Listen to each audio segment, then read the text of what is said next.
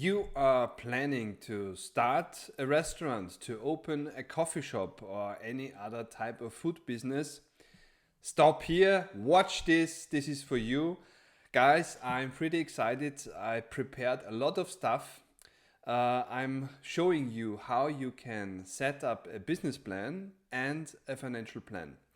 You will learn in this video the building blocks of a business plan. This will be part one. We will have a look at the restaurant triangle, and part two will be an insight into the financial model of a restaurant. I will show you how to set up a financial model with a ready to use template. And we will also do a virtual tour to Big Apple, to New York City, and research a location for a restaurant. And stay until the end, my friend, because you will also get some free startup tools that can help you and that you can use right now. So let's get right into it. And before we start, I have to ask you for a favor. Please like and subscribe this video. I try to give you as much value as I can through this medium. And with your like and your subscribe, you're supporting me, and I'm getting very much motivated to keep on doing these videos and to put out more of this stuff. So if you like this kind of stuff and if you want to see more of these videos, please like and subscribe. I appreciate it very much. A few words about myself. My name is Peter Graf. Peter. I am from Austria. There's also a song, I am from Austria, but I won't sing, don't worry. I am especially from the city of Salzburg. By the way, that's the birth city of Mozart, Wolfgang Amadeus Mozart. I'm sure you know him. Well, this is not Australia. We are not talking about down under, but this is Austria. So we don't have kangaroos, but we have a lot of huge mountains where we can climb on and do hiking and so. And as you hear, obviously, my English is, somehow bad, not perfect. And I ask you to be patient with me. Maybe I sound a little bit like Arnold Schwarzenegger or something like that. Schwarzenegger, we call it Schwarzenegger in German. Well, please be patient with me. I do my best, and I'm pretty sure it will be enough to transport the valuable information to you. And I hope you enjoy this video and have some fun with me. By the way, the little company I'm running is Restaurant Compass. Compass with a K, because we write it with a K in German. Restaurant Compass, Restaurant Compass. And this is a little publishing company I'm running, and I publish books and tools, Excel tools and restaurant business books for the restaurant industry. More about this later. So let's get right into it. Let's start with part number one. Just for your information, on the left-hand side, I do have my notes about what we are talking about. And on the right-hand side, at the moment, you see the financial model about for the restaurant I created. We'll come about this topic later. Now we are starting with the restaurant triangle, and I would like to put here a sketchboard to start with first. Let's adjust it a little bit. Okay, we do have a little sketchboard. So let's talk about the restaurant triangle. What do I mean with this? The restaurant triangle consists of three things. First of all, we have the customer, then we have the concept, and we have the location. So the customer can also be a smiley face. The concept is the question of how you are going to meet your customers' needs, and the location is the place where you intend to build your restaurant. So let's talk about these three building blocks. These may sound maybe too simplistic to you, but becoming successful means making doing the basic things really good, and the customer and the concept and the location, I am sure, are the most important basic things you should take care about. Uh, we could start with customer location. First, let's just start with the customer. Uh, the customer is, in my opinion, the most important, let's say, part of your business and your plan. Why do I think so? Because if you put the customer out of the equation, and if you don't have any customers, do you have a business? No, you don't have a business anymore. So without the customer, without the customers, your business is zero. So in my opinion, the customer is your most important asset, so to say. And I think it's a good approach if you find out what your customer really wants. There's a saying which means give them what they want. Give them what they want. So it's a simple question of demand and offering. Demand and offer. What do they really want? What do they think that they want? Are they dreaming about this? I try to paint a burger. Okay, it looks terrible, I know. But are they thinking about burgers? Are they thinking about ice cream? Maybe this could be an ice cream, terrible ice cream, but it should look like an ice cream. Okay. Or do they look for a sandwich, or do they want a steak or whatever? These are different demands, and first, to satisfy your customer and to meet his needs, you simply have to know his needs. You should get into his head and into his brain, and you should find out what customers are at a certain location. Different locations will have and show different customers, and of course, not every customer at the location, let's say these are all customers, different customers walking by your location, not every customer will have the same demand for the same kind of service or meal or food, of course not. But you will have customer groups, group 1, group 2, group 3. Some will say, I love pizza. Some will say, I just want a steak. And others will say, just give me a drink to go or a coffee to go. So at one location, you will find different groups of customers with different demands. So one of your first tasks should be to find out which kind of customer groups are walking around a certain location. What do they really want? What do they need? Why do they want it? Why are they passing by a certain location? What's the reason for it? Are they tourists? Or are they business people? Or are they on the way to their work? Are they in a hurry? Do they have time? Are they walking by with their family? And all these questions. You should try to find out as much as you can about your customer to discover his really needs and wishes. And this is very tight connected, the question of the customer with the question of the location, because the customers are at a certain location because a restaurant is a physical business mainly. If we let beside for the moment takeaway and delivery, if we just focus on in-house business in a traditional restaurant business, then you must be somehow near your customers, and you mainly should focus on the needs and demands on the customers that are at a certain location. So the link between the customer and the location should be your concept. Your concept should give an answer. I try to write concept here with my mouse. Concept, okay.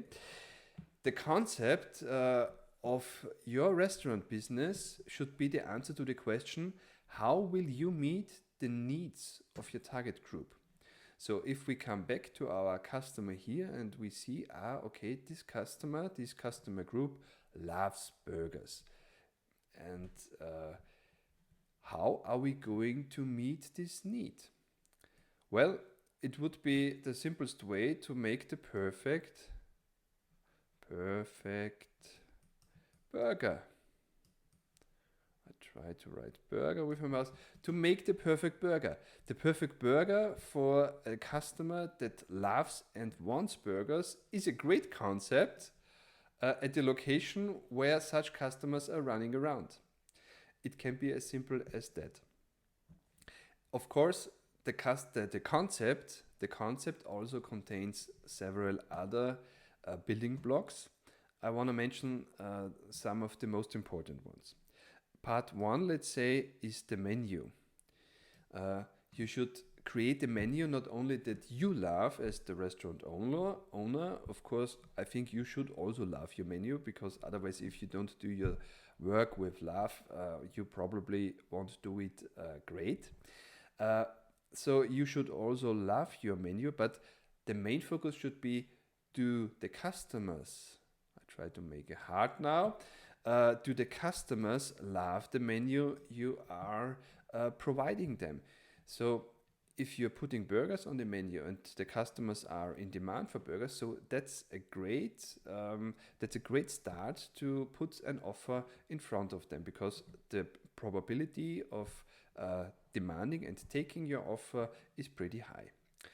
Next point I would like to put your focus on is the USP. It's an old invention, let's say, USP, the unique selling proposition. So this means if you have a burger on your menu, you should create a unique product. It should not be simply a burger. A burger would pretty much not be astonishing and very overwhelming, but you can create a unique burger. For example, you could make a crispy chicken New York style burger, or the Indian tandoori curry, whatever. So you should make it unique and different from all the other ones, and you should put in something into your product, your article, your offer, that makes it totally unique and avoids a comparison with other restaurants and all the offers that are around. And the uniqueness of your product can be in any kind of area of your concept. You can make the product itself unique, you can make your service unique, you can make the name of the burger unique, the recipe can be unique, the way you serve it can be unique. There are endless possibilities. You just should use this possibility to make your burger unique, and of course the quality must be unique, great. Yes, you need great food. If you don't offer great food, you won't last very long on the market, probably. Next point I would like to talk about is story. The reason is, as we humans, we love stories. Well, we were sitting around the fire many years, centuries, thousands of years ago. Since then, we are sitting around some fire, and we are talking, and we love to talk to each other, and we love to transport information within stories. And stories are also emotional. Stories are something we like to think about, to talk to our friends, to tell them the stories, and so you should try to pack, to put your concept, your story, or something from your restaurant, about your products, about yourself, about your guests, about your employees, about whatever. You should begin and start to tell stories. How you start the restaurant, why you run the restaurant, why your products are so great, how about your suppliers, and the quality of your food and the ingredients. Tell them about all these great things that they probably don't see on first sight, plain sight. But you need to tell. You can tell them You can tell them within stories. You can tell them how you found the suppliers, how you created the recipe, what it took you to create the recipe, how many hours, months, weeks, whatever you tried to find the perfect crispy chicken burger recipe, and now it is ready and available, and now they can enjoy it. So there are many possibilities you can tell stories, and it's also a great way to produce a video. Use the possibility of YouTube. The people love it. YouTube is the TV nowadays, and so you should also try to tell the stories on little videos. And of course, part of the concept are also furnishings, the atmosphere you're going to create, the lighting, and so on. These are important parts. By the way, in my book, here is the digital version of it. My book, Business Plan to Start a Restaurant. There is a whole part about the concept. And there I describe in great detail how you can create the concept. It's also centered here around the customer and its needs. And in the book we are talking about employees, food and beverages, the furnishings, the ambience, the unique selling proposition, and story. So these are, in my point of view, the most important building blocks to create a concept. Okay, and then let's have another view about the third part in our triangle of the restaurant. That's the location. And if you're going to looking for a location of your restaurant, I would recommend you to think about some very important points. Number one is the visibility. The visibility means when you start a restaurant, can it be seen from the passersby? Because passersby, I can tell you for sure, should be one of your most important decision points when you decide for a location. If you decide for a location somewhere in the third or fourth row, where nobody sees you, it will become extremely difficult to get this business up and running, because every customer you need to get, you have to do marketing and advertising, and this is important and you will have to do it anyway, but relying only on ads and marketing to get to frequent a weak location is expensive, and it is much more unsure how the results will be. Because if you have on the other side a location with a lot of traffic, you can be pretty sure that a certain percentage of these people will enter your restaurant and they will become your customer. On the other side, if you start your restaurant at a location with very low frequency of passers-by, or maybe even without any passers-by, this is a very tough start, because you have to get every single customer from some area around to move to your restaurant and to become your customer. And this is much more expensive, and this is also much more difficult. And it is also much more difficult to estimate the amount of customers than the amount of customers you can generate from the people that are passing by your restaurant immediately.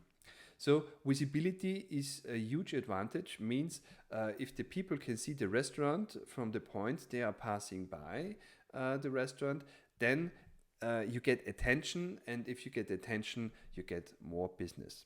Next, a point for the location to check is accessibility. Can the people that are passing by access the restaurant? I try to do here a new sketch. Just a moment. Let's just delete all these. Okay, so let's say You have here a restaurant. Okay, restaurants. Restaurant. Here's the front door, and there is a street, and there's the walk, and there is no car access, let's say. And so now there are cars. This should be a terrible looking car. And cars are driving by in both directions, but there is no access here to stop with the car. So, can you count the cars as passers-by? I would say probably not, because they don't have a possibility to enter a parking lot and to stop by and to get into your restaurant. But on the other side, if you do have an access to come in to enter with a car, just try to illustrate it a little bit. So now they can drive in here, then you have some parking places, they can park their car, and then they can enter your restaurant. So if you have such a possibility with parking, then you can also count the passing by cars as passers-by. And of course, you should also be visible for the passers-by that are walking. So the more people that are passing and do have access to your restaurant, the more sales you will make, because the higher the conversion will be, of course. Next question is about traffic. Which traffic you have? We already talked a little bit about traffic. So traffic can be walking people. The more walking people are passing, the more possible customers you get. Traffic can also be bikers and hikers, hikers with a backpack, and of course, I mean cars. And when cars have the accessibility, you also can count them as possible traffic for customers. Then next question about restaurant is the floor plan. So it should be the question, is the restaurant big enough can it provide enough seats? And does it fit to your concept?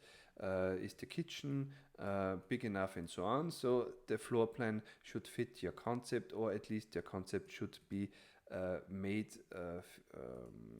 adapted to the floor plan.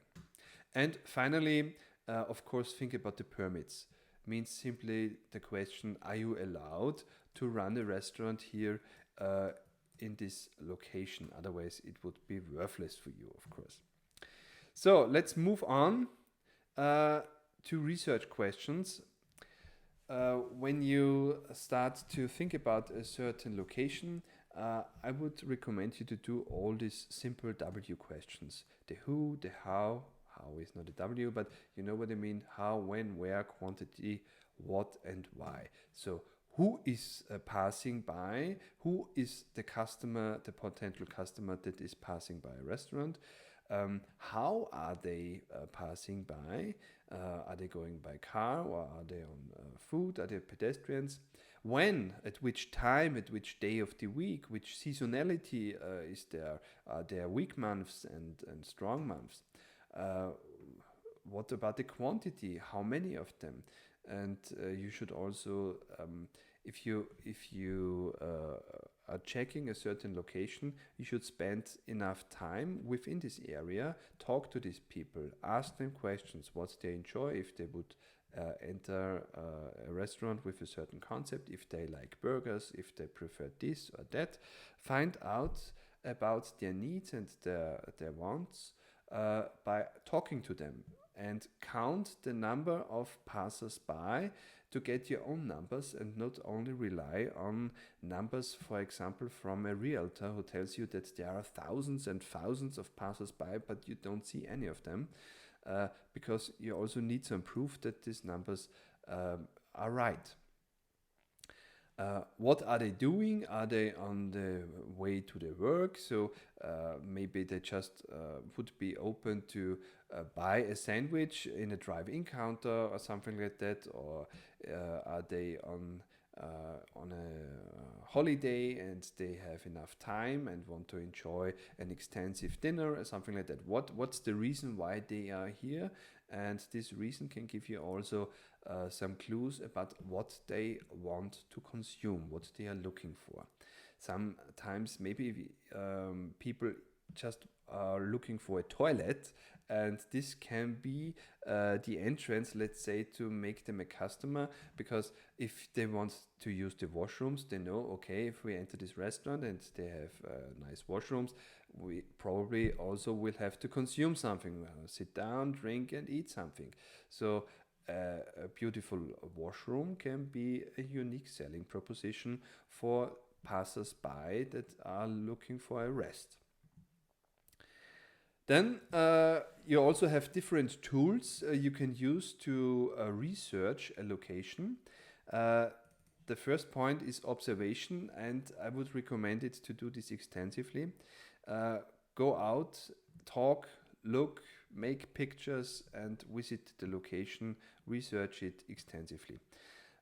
But there are also, as we are now talking here in a virtual video, you can also use the internet, of course, to research a location. And there are some great tools I would like to show you shortly. We're talking about Google Maps. Google gives you a lot of data also about restaurants. Maybe you haven't seen that in detail. We have a look at right now in a moment. TripAdvisor is very famous with a lot of data and also with the reviews. The reviews can become a real gold mine for you to find out what the people really want. Because if you look in a certain area for restaurants, for your competitors, and you also read the reviews about this certain restaurant, then you find out what the people are thinking about it, and they tell you a lot of stuff. They tell you why they were there, if they're on a trip, if they're on a business, on holiday or whatever, or if they're in a hurry, and how the service was and how the kitchen quality is, and you get a lot of information, and this can be very, very valuable. And sometimes this is a little trick, limit time. If you get stuck, I would recommend you this little trick, which means if you have a task, let's say, to write down the three main parts of your concept about your customer, your location, and your concept. Limit the time to 10 or 15 minutes, and then just do it. Write it down. Your most important thoughts, your most important words, whatever you get to, and whatever comes out of your mind. Limit the time is a great tool to become results and to overcome a writing block and to get over a blank sheet, which can be something intimidating at the beginning. So now I would like to get rid of this sketchpad, however it is called, and I would like to invite you to a little virtual tour. And we are starting our little tour. At least I personally, that's where I live here in Austria. And that's Europe, middle of Europe, and as you see, this here is the airport, Flughafen Salzburg, and this is the city of Salzburg, and I live somewhere here near the zoo of Salzburg, yeah, pretty close to the zoo in the south of Salzburg. So let's start our virtual journey to the Big Apple, to New York City, and I prepared some data, something to show you about a steakhouse.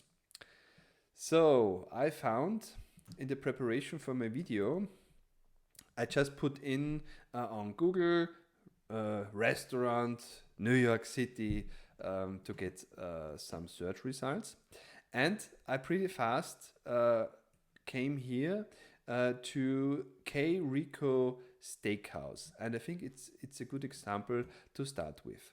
So now let's imagine that you are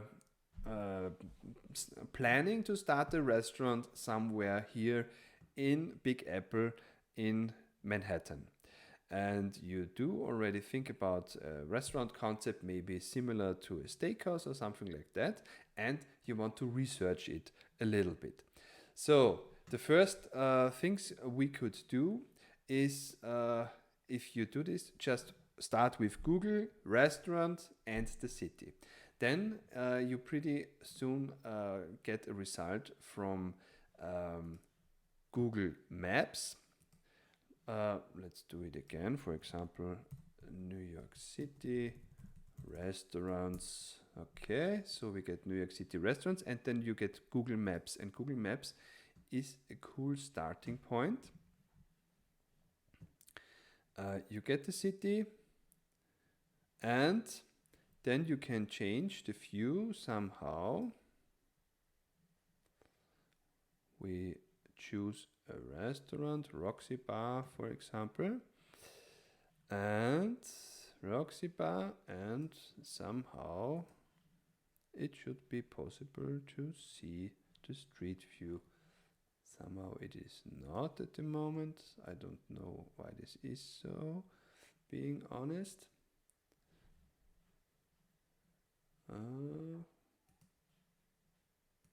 Maybe it's because I'm not on maps yet. Okay. So moving on to maps. So now I'm on maps. Okay. Okay, now I'm on maps. We click on any restaurant. So now we have here the satellite view. You pretty sure know. Okay. We close in somehow. Choose a restaurant. And to get a closer look, you can click here on the streets, and then we should get some kind of street view. Let's see if we get it.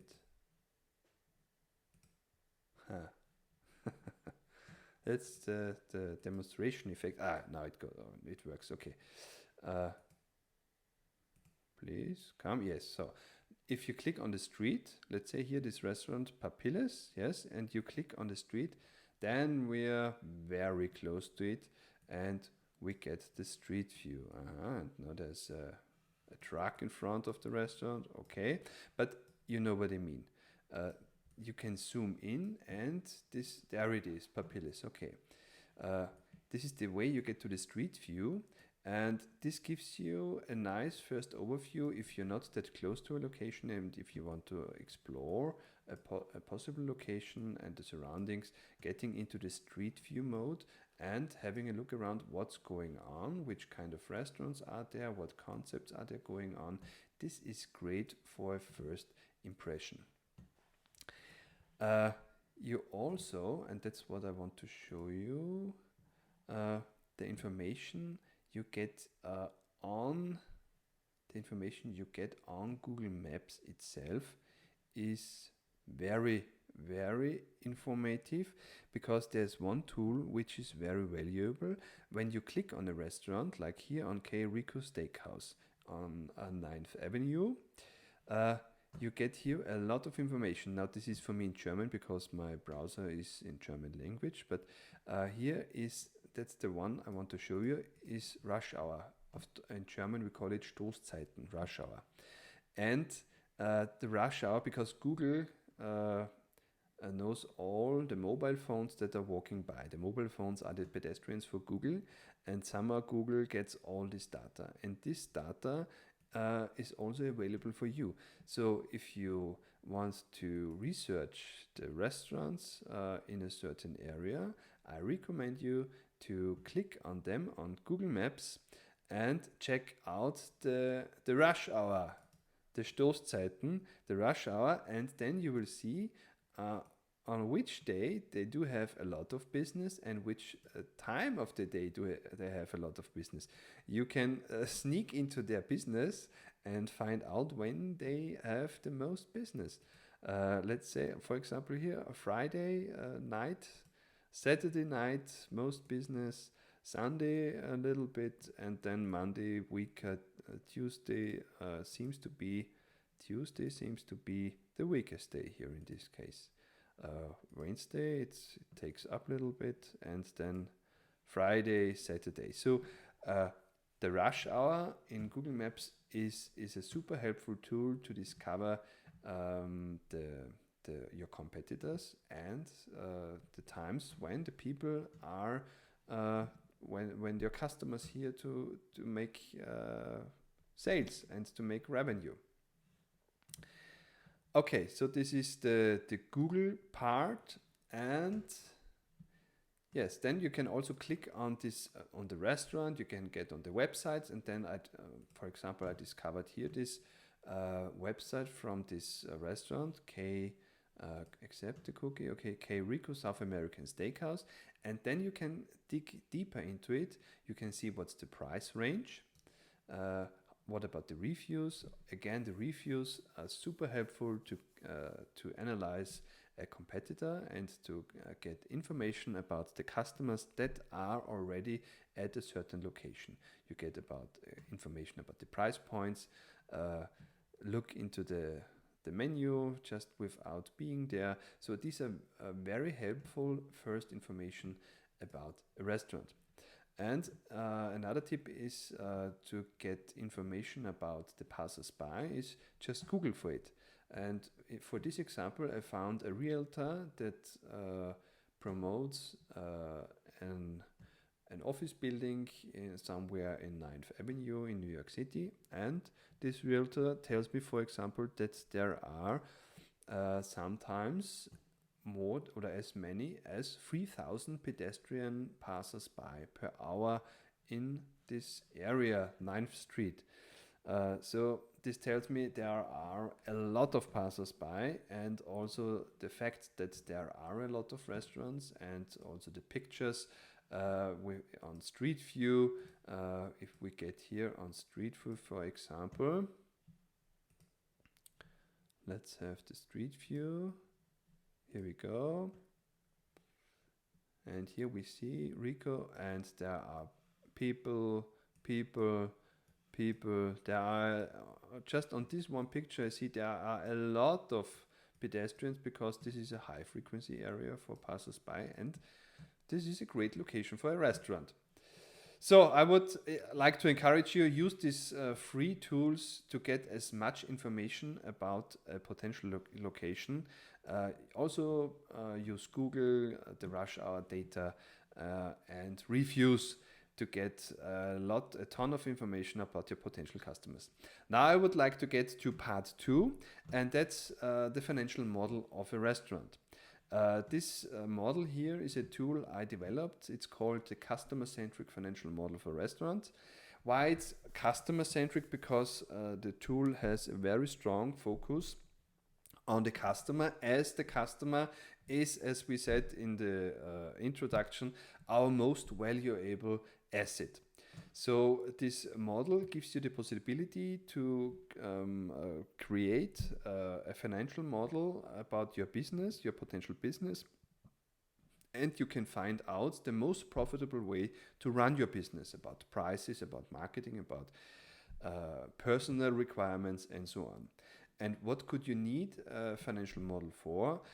Well, when you want to start a restaurant, of course you need capital, and maybe you don't have all the capital for your own. Then you probably you need investors and or banks, and or you want to do some crowdfunding. So you have to present your concept to other people to get their money to start your business. And a financial model is one of the first things investors and banks are looking at, and which they are demanding. And the more professional your financial model is, the better are your chances to get all the money you need to start your restaurant. Further, you can use such a financial model to discover the most profitable way. Means to find out which kind of marketing you do have, you want to do, the kind of the pricing. My computer is just a little slow at the moment. That's a little bit crazy, but okay, I think it will work because there's so many apps open on my app at the moment. But I think it will work. Okay, it works. It's just a little bit hot now. Okay, so yes, the most profitable way we talk. You need to find out the most profitable way to run your restaurant. You need to find the right prices, the right amount of employees, cooks and waiters, the right marketing measures, and so on. The model is structured with a cover, a summary, and the glossary with all the terms that are used in the model. And now the yellow sheets, the yellow marked sheets, are the input sheets where you can put in your assumptions to create your financial model. There are 8 such sheets, and each sheet also has yellow input fields where you can put in your data. For example, the rent per month, let's say $4,000, and the seats of your restaurants, and so on. And you just move on from one sheet to another assumption sheet and put in your data, and then as a result you get a complete financial model with income, with cash flow, with balance. You get all the three statements: income, cash flow, balance, by month for the period of 3 years. And I want to show you how simple it is to create such a financial model and just put in some data into a new sheet. This one is a sheet that has not any data in it yet. And just let's put in some assumptions. Let's say you plan a rent of $3,000 per month, and you do have 10,000 passersby, like this steakhouse we just looked at, and you have, for example, 40 seats, and you have 5 opening days per week. The dwell time may be 60 minutes. The main service time for shift 1, that's the rush hour for shift 1, is maybe 2 hours, so 120 minutes, and in the evening 3 hours, so let's say 180 minutes. Income tax 20%, sales reduction for pre-opening phase we just leave beside at the moment. Then there are special possibilities for inventory turnover ratio, accounts receivable. We just put in some standard data at the moment. This is mainly for the cash flow. Then we also could compare the location with alternative location A and B. We just leave this out here at the moment. Then we also decide to do email marketing, which is one of the best marketing strategies you can implement within a restaurant, because it's great to make already visiting customers coming back again and again. We send 20 messages via email per month to our list. The cost for the email system is maybe $50, and we also budget $30 to create one email for our employee or a freelancer, for example, and we just promote on-premises business at the moment. The churn rate is the amount of people that are leaving your customer list, let's say 1 or 2% per month. And that's it for here in the marketing. Then conversion. We just start with on-premises. The great thing about this model, you can model on-premises business, takeaway business, and also up to 3 delivery apps.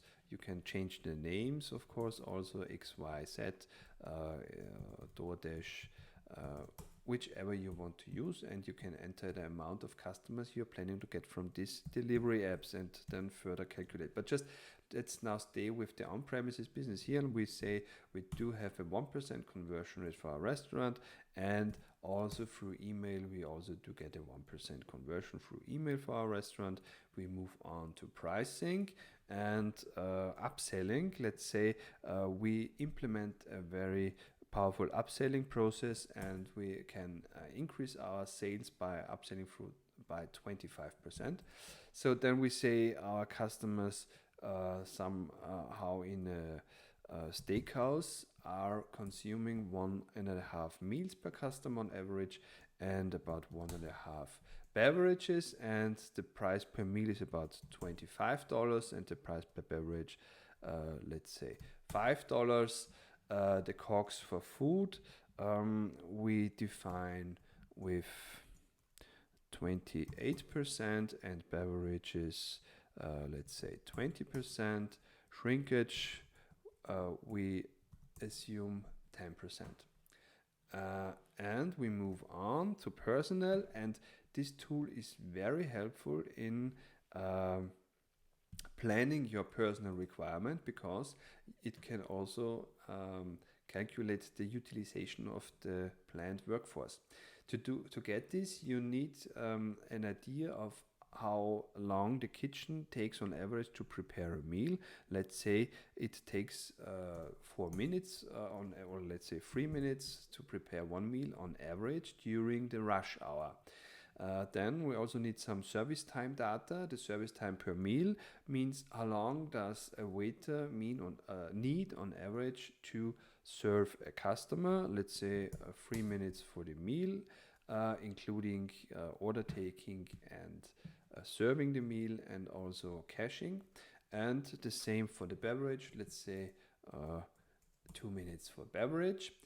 We don't need the takeaway and delivery customer right now. We need some salary data for a manager. Let's say 3,500 for the manager, 2,000 some numbers for a cook full-time, and for a waiter full-time 2,300. These are just some numbers. And then we can start to put in the amount of employees we are planning to employ during each month, month 1, month 2, month 3. So here the system already calculated us that we have around 100 customers per day, and this number increases because we run email marketing. And so now we say, okay, we want a manager. We put in one manager for, pardon me, these are not jumping over to year 3, for each month. Then we need some full-time cooks. So we need to, the customers are all in shift 1, let's say. We are just running a 1-shift business. Let's say 50-50. Let's say 40% shift 1 and 60% in the evening. Okay, so now we can put in our cooks. Okay, and we can put in also some waiters. Probably we will need a third waiter, and as you see, this is the way you can start creating here the staffing, and by the percentage of the utilization you see how much your employees are working and how much reserves you have to do this work. And when the utilization turns red, it tells you that there's probably too much to do and you will need a further employee. And for example, you can try also a part-time employee instead of a full-time employee if you only need them during rush hour time and so on. And this is the way you can set up the staffing. Then you can move on to the costs. We didn't put any fixed cost in yet. I don't know, for example, here some numbers for utility, water, heating, and so on. I'm just putting in some numbers out of my head, just for example. And as you see, we are starting to get more and more data. And of course, you can do this in much more detail. And it really doesn't take that much time to get a first draft for your financial model. Then you also can put, the capital expenses. We just make it short and say this is equipment. And let's say you are investing $300,000 and useful life is 7 years. Then, of course, you could also do this in detail for each and single position, for the staffs and for the refrigerator and the furnishings and so on. But we just put it in one sum: equipment, $300,000, 7 years useful life, and the system calculates the depreciation per year and per month and the total investment. And Finally, you need financing. Of course, you need some cash. Let's say you have $100,000 in cash, and you're going to take another $250,000 in